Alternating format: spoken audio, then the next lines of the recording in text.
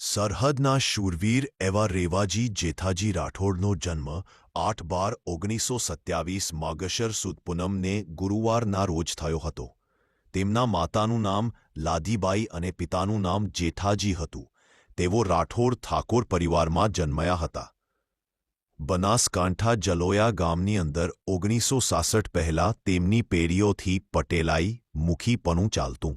1966 પંચાયતી રાજ લાગુ હોવાના કારણે પછી સરપંચવાળી પરંપરા ચાલુ થઈ. સુઈગામ તાલુકાના જલોયાના નિવાસી શ્રી રેવાજી જેઠાજી ઠાકોર પોલીસ પગી તરીકે તારીખ 4/8/1962માં જોડાયા હતા અને 28 વર્ષ સેવા આપી હતી.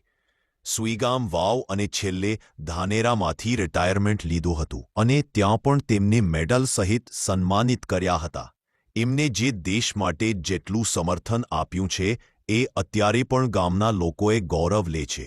પોલીસ પગી તરીકે ફરજ બજાવી ચૂકેલા એવા રેવાજી જેઠાજી ઠાકોર વર્ષ 1965 અને 1971માં યુદ્ધ લડ્યા હતા, જે ભારતીય સેનાને ગાઈડ કરી હતી અને પગ પારખતા દુશ્મનો કઈ દિશામાં ગયેલ છે તે જાણ ભારતીય સેનાને કરતા હતા. યુદ્ધ દરમિયાન સંગ્રામ મેડલ, પશ્ચિમી સ્ટાર જેવા મેડલ પણ મળેલ છે, જે ગુજરાતના અલગ અલગ પોલીસ સ્ટેશનમાં ફરજ બજાવી ચૂક્યા છે.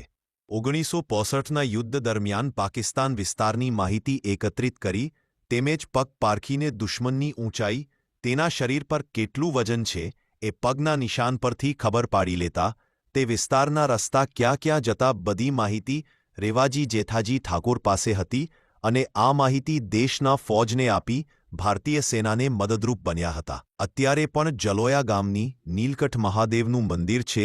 તે 1971ના યુદ્ધ દરમિયાન નીલકંઠ મહાદેવનું મંદિર પાકિસ્તાનની અંદર નગર પારકરનું સાળદરો ધામ છે, ત્યાંથી લાવ્યા હતા. સાથે પૂજારી લોકોને પણ લાવ્યા હતા.